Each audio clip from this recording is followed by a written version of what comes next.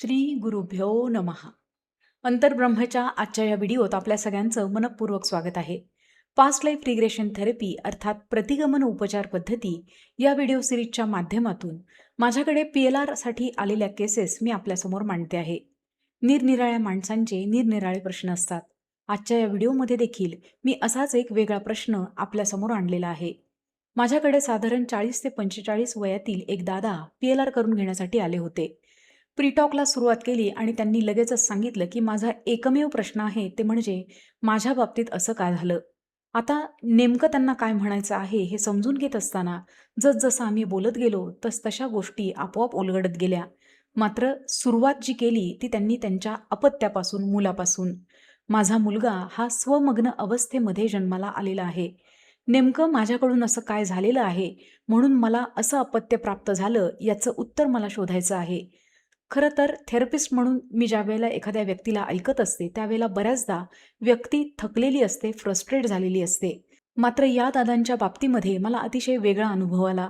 आपल्या पोटी जन्माला आलेला आणि एकुलता एक असलेला मुलगा हा स्वमग्न अवस्थेत असूनही ही व्यक्ती अतिशय शांतपणे नेमकं याच्या मागचं कारण काय आहे याचा शोध घेत आहे.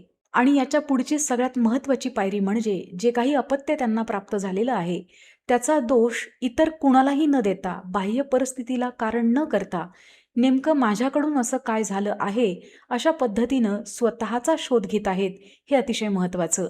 खरं तर अशा प्रकारे व्यक्ती ज्यावेळेला विचार करते त्यावेळेला निश्चितपणे समजून जावं की तिला गुरुकृपा प्राप्त झालेली आहे.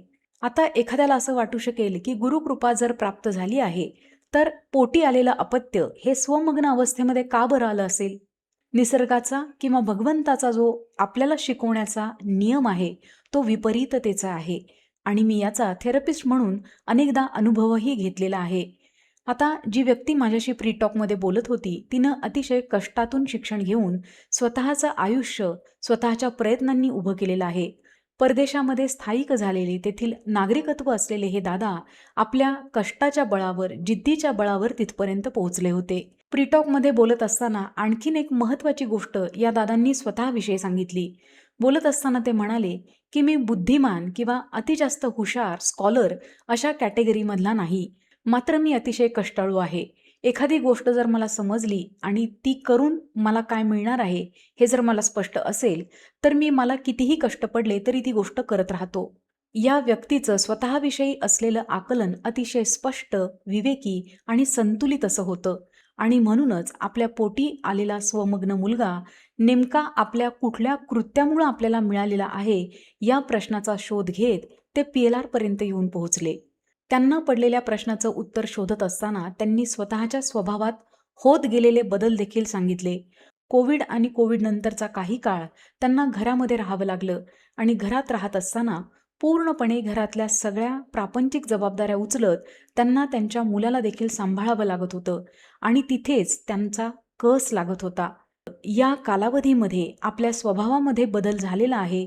आपण खूप चिडतो आहोत, खूप टोकदार बोलतो आहोत, ही काही निरीक्षणं त्यांनी मला सांगितली. खरं तर पहिल्यांदा स्वतःविषयी इतकं स्पष्टपणे साक्षी भावानं पाहून कुणीतरी माझ्याशी बोलत होतं. त्यामुळे हे प्रीटॉक माझ्यासाठी खरोखर खूप वेगळा अनुभव देणारं होतं. सेशनच्या दुसऱ्या टप्प्यावर ध्यानाच्या खोल अवस्थेमध्ये सद्गुरू कृपेनं या दादांना पोहोचता आलं. ध्यानावस्थेमध्ये त्यांनी स्वतःला एका सैनिकाच्या वेशामध्ये पुरुष देहामध्ये पाहिलं. हा सैनिक युद्धभूमीवर अमेरिकेच्या बाजूनं जपानच्या विरोधात लढतो आहे इतका तपशील त्यांनी लगेचच मला दिला.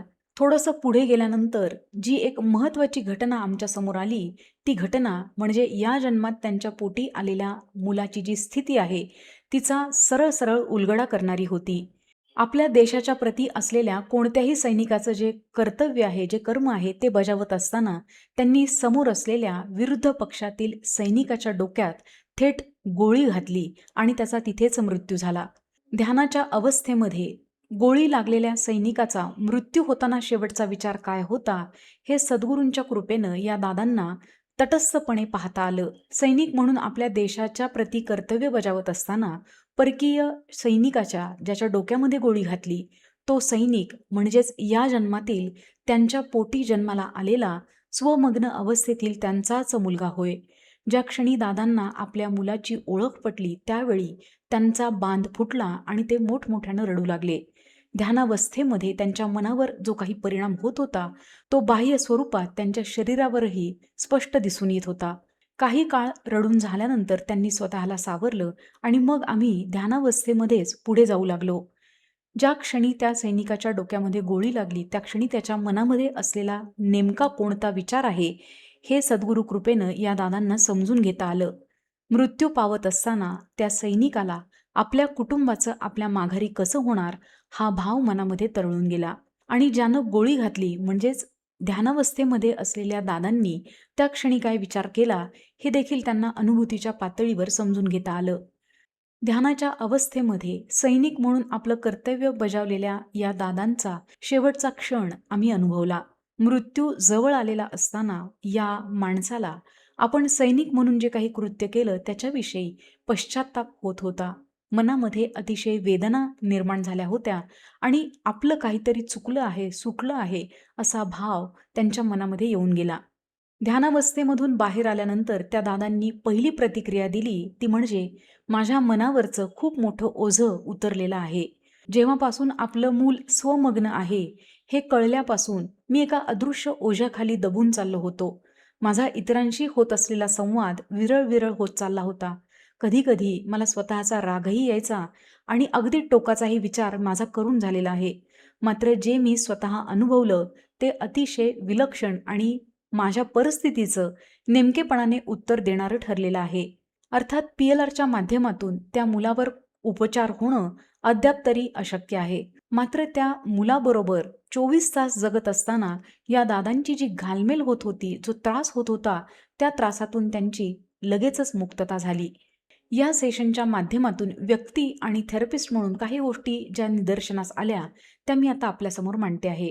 आपल्या आयुष्यामध्ये रक्तानं जी नाती बांधलेली असतात ती नाती बऱ्याचदा आपल्याच गतकर्मांचा लेखाजोखा आपल्यासमोर उघड करतात. प्रेमाची जी नाती आहेत, समंजसपणा असलेली जी नाती आहेत त्याच्यामध्ये फारसं आपल्या लक्षात येत नाही. मात्र अशी काही नाती असतात की जिथे आपला कस लागतो. कधी कधी माणसांचे स्वभाव विचित्र असतात, कधी कधी शारीरिक व्याधींनी ते ग्रस्त असतात, तर कधी कधी याच्याही पलीकडची आपल्याला न कळणाऱ्या गोष्टी अनुभवास येतात. आणि मग प्रश्नांची मालिका सुरू होते, माझ्याच बाबतीत हे का? खरं तर हा प्रश्न ज्या ज्या व्यक्तींना पडतो आहे त्यांनी निश्चितपणे समजावं की आपला प्रवास योग्य दिशेनं चाललेला आहे. आज न उद्या आपल्या आयुष्यामध्ये सद्गुरूंचा कृपाशीर्वादरूपी प्रकाश नक्कीच प्रकट होणार आहे याच्याविषयी आपण निश्चिंत असलं पाहिजे. कारण इथे व्यक्ती तिच्या आयुष्यामध्ये ज्या जटिल कठीण प्रसंगांना सामोरी जाते आहे त्याची कारणं बाह्य जगामध्ये न शोधता अतिशय सजगपणे विवेकानं विचारते आहे की नेमकं असं आपल्याकडून काय घडलं आहे ज्याच्यामुळे आता आपल्याला या परिस्थितीला सामोरं जावं लागतं आहे. आता एखाद्याला वाटेल की आपल्या आयुष्यामध्ये घडणाऱ्या सगळ्या नकारात्मक गोष्टी या काही शिक्षा म्हणून आपल्यासमोर असतात का? तर उत्तर आहे असं अजिबात नाही. इथे घडणारी घटना फक्त घडत असते. तिचा आपल्यावर काय परिणाम होतो यानुसार आपण तिला चांगली किंवा वाईट, कठीण किंवा सोपी, आनंदी किंवा दुःखी अशी विशेषणं लावतो. खरं तर घटना घडत असते. मग ती घटना सुखाची किंवा दुःखाची का बरं होते? तर एखादी व्यक्ती तिच्याकडे कोणत्या मनस्थितीमध्ये, कोणत्या दृष्टिकोनानं आणि कोणत्या पार्श्वभूमीवर पाहते आहे, या सगळ्या एकत्रित घटकांचा परिणाम म्हणजे त्या घटनेला आपण देत असलेली निरनिराळी विशेषणं. आत्ता ऐकताना हे सहज सोपं वाटत असलं तरी देखील प्रत्यक्षात कृतीत आणणं तितकंच कठीण आहे. अर्थात गुरुकृपा असेल तर या जगात अशक्य अशी कुठलीच गोष्ट नाही. या उदाहरणाच्या निमित्ताने आणखीन एक गोष्ट इथं नमूद करावीशी वाटते. आपल्या कुटुंबामध्ये, नातेवाईकांमध्ये, ओळखीपाळखीच्या लोकांमध्ये किंवा शेजार-पाजारी जर अशी काही मुलं असतील, माणसं असतील ज्यांना आपल्यापेक्षा जास्त वेगळ्या गरजा आहेत, तर त्यांच्याकडे आपला जो पाहण्याचा दृष्टिकोन आहे तो बऱ्याचदा सहानुभूतीचा असतो. खरं तर आपण त्यांच्या जागी जाऊन ती अनुभूती घेण्याच्या पात्रतेचेच नाही. खरं तर त्यांच्या जागी आपण स्वतःला कल्पनेतही पाहू शकत नाही. सहअनुभूती ही तर फार दूरची गोष्ट. मग अशा व्यक्तींच्या सहवासात आपल्याला नेमकं काय शिकायचं आहे? सगळ्यात महत्त्वाची गोष्ट म्हणजे संयम. टोकाचा संयम जर आपल्याला शिकायचा असेल तर अशा व्यक्तींच्या सानिध्यामध्ये ती गोष्ट फार पटकन होऊ शकते. बघा, निसर्गानं त्यांना विशिष्ट बनवलेलं आहे. आपण अगदी सहजपणे म्हणतो, की ती स्पेशल मुलं आहेत. खरं तर त्यांना सांभाळता येण्यासाठी आपल्यामध्ये विशिष्ट गुण असणं आवश्यक आहे. पालक म्हणून आपण स्पेशल पॅरेंट आहोत, हा भाव जर आपल्या अंतःकरणामध्ये जागृत झाला, तर अशी मुलं ज्या कुटुंबामध्ये आहेत, तिथं निर्माण होणारा जो ताण आहे, तो काहीसा कमी होऊ शकेल.